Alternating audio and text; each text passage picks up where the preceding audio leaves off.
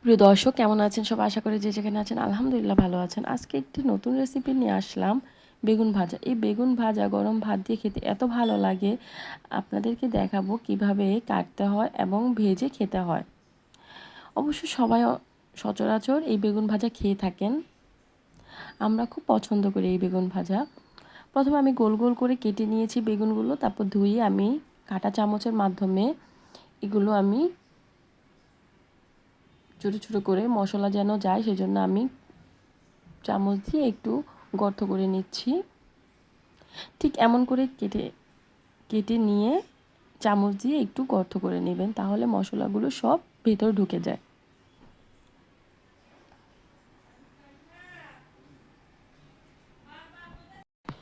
গর্ত করা হয়ে গেলে চামচ দিয়ে আমরা তেলে দিয়ে দিব।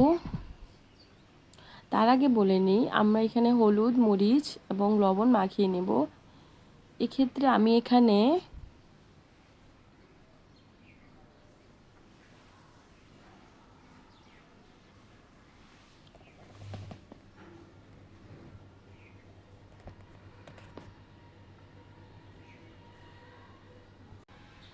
এরপর আমি এখানে 1 চামচ হলুদের গুঁড়ো দিয়ে দিব,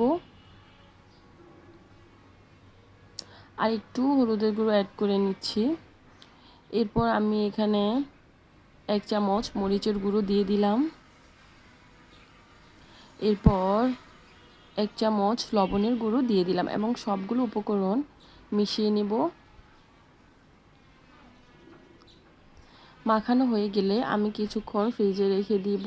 তারপর আমি 5-10 মিনিট পর আমি এটা নামিয়ে ফেলব। এতে মশলাটা ভালো করে ঢুকে যায়। এরপর আমি একটি কড়াইয়ে তেল নিয়ে নিব। তেলটা একটু গরম হয়ে আসলে আমি একটা একটা করে বেগুন ভাজা দিয়ে দিব। চুলার আঁচটা অবশ্যই অল্প আঁচে থাকবে, একদম হাই স্পিডও থাকবে না এবং কম স্পিডও থাকবে না।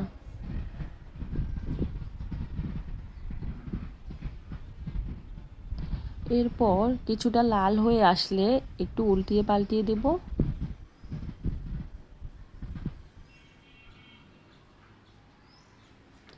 দেখুন আমার বেগুন ভাজা হয়ে গেছে। বেগুন ভাজা হয়ে যাওয়ার পর ঠিক এই কালারটা হয়ে আসলে একটু উঠিয়ে নেবেন, কালারটা দেখতেও ভালো লাগে।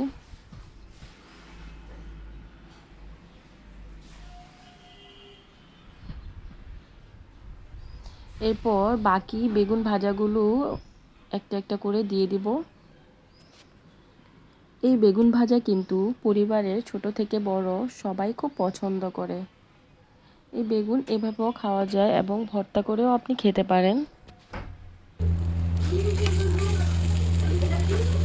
একইভাবে আবার উল্টিয়ে পাল্টিয়ে দিব।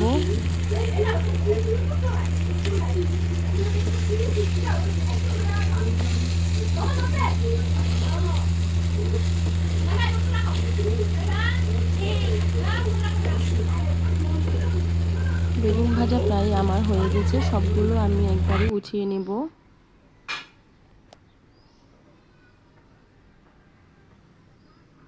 দেখুন কালারটা কি সুন্দর এসেছে।